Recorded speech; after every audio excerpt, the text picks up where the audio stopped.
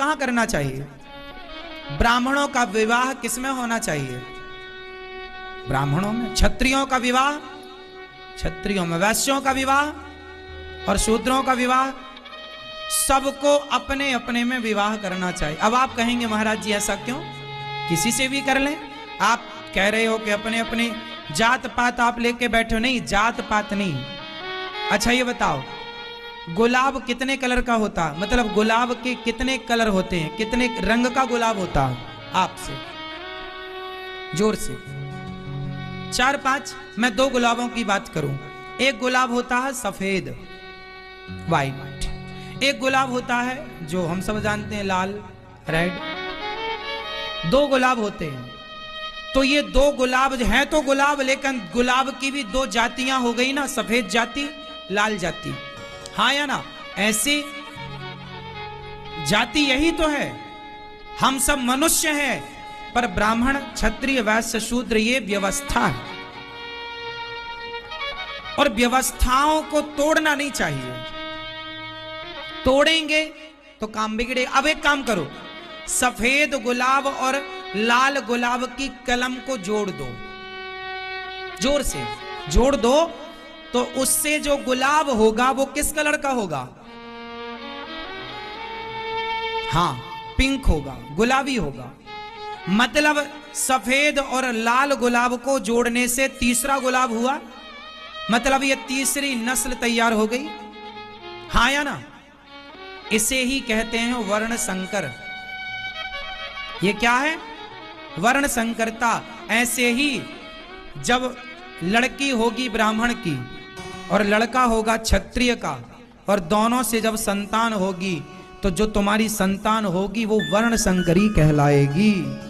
और शास्त्र कहते हैं, कान खोलकर सुनना, शास्त्र कहते हैं कि यदि संतान वर्ण संकरी है तो उस वर्ण संकरी संतान से तुम्हारे पितर पानी नहीं लेते, पिंड नहीं लेते,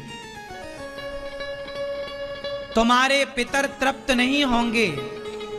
पितर, आप पिंडदान करने के अधिकारी नहीं हैं यदि तुम्हारी मां अलग है और बाप अलग है। तो तुम्हारा गोत्र क्या हुआ? इसलिए मां भी श्रेष्ठ वंश की कुल की हो, पिता भी श्रेष्ठ हो, क्षत्रिय। पहले क्षत्रियों, राम जी का विवाह कहां हुआ? सीता मैया के साथ। क्षत्रिय हैं, वो भी क्षत्रिय, वो भी क्षत्रिय। मर्यादा देखिए, दशरथ जी की तीनों पत्नियां, कौशल्या मां, सुमित्रा मां और कैकेयी मां, तीनों क्षत्राणी हैं।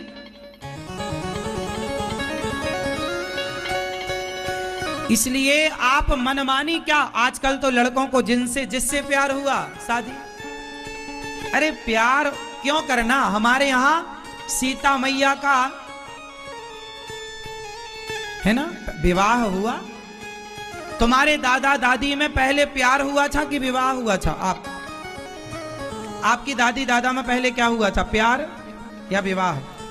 विवाह हुआ, फिर बाद में प्यार हुआ कि नहीं? हाँ या ना? हाँ, पहले विवाह होता था, बाद में प्यार। आजकल पहले ही प्यार कर लेते हैं, और आज पहले किया गया प्यार 1-2 साल में तलाक हो जाता है। इसलिए जो आज तुम पढ़ लिख लो कितना भी, पर जो सिद्धांत हैं उन पर तो चलना पड़ेगा।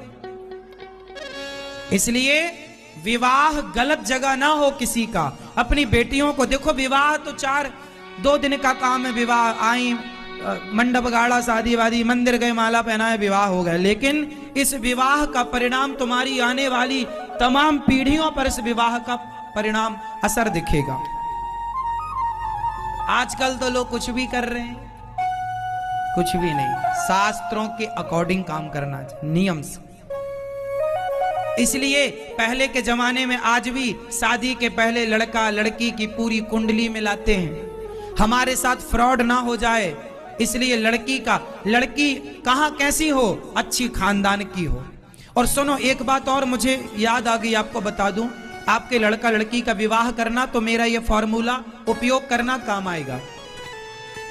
शादी वहीं करो लड़की या लड़के की जिस लड़के को आप लगभग जानते हैं, देखा और सुना है अपनी आंखों से। या आपका कोई विश्वास पात्र दोस्त है, वो बताए कि नहीं जी मैंने बचपन से इस लड़की को देखा है, मैंने बचपन से इस लड़के को देखा।